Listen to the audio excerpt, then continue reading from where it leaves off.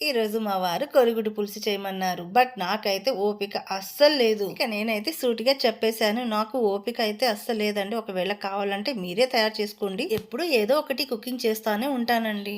అప్పుడప్పుడు రెస్ట్ తీసుకోవాలి కదా.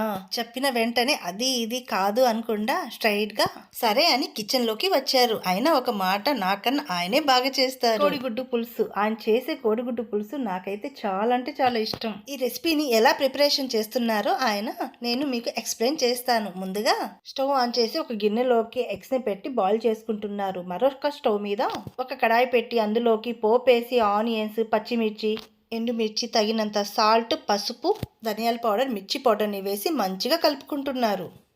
ఇటు చూస్తే ఎగ్స్ కూడా బాయిల్ అయిపోయినాయి. స్టవ్ ఆఫ్ చేసేసారు. కోడిగుడ్డు పులుసులోకి ఆనియన్స్ క్వాంటిటీ కాస్త ఎక్కువ పడుతుంది. దాదాపు వచ్చేసిన ఆనియన్స్ 1/2 kg వరకు వేశారు.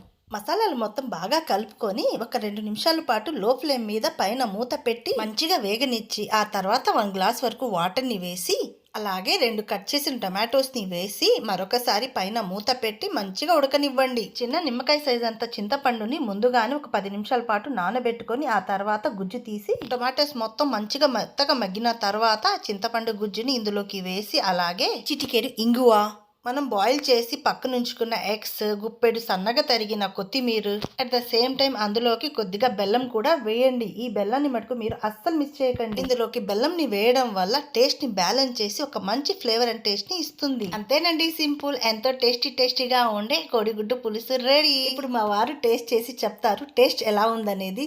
టేస్ట్ అయితే చాలా అంటే చాలా బాగుందండి. నిజంగా నన్ను నమ్మి ఒకసారి ట్రై చేయండి, మీరే చెప్తారు టేస్ట్ సూపర్ అని. అండ్ ఈ రెసిపీని చాలా అంటే చాలా తక్కువ టైంలో మనం చేసేయచ్చు. వీడియో నచ్చిందా? మీ ఫ్యామిలీ అండ్ ఫ్రెండ్స్కి షేర్ చేయండి. సబ్స్క్రైబ్ చేయడం మటుకు అస్సలు మర్చిపోండి. బాయ్.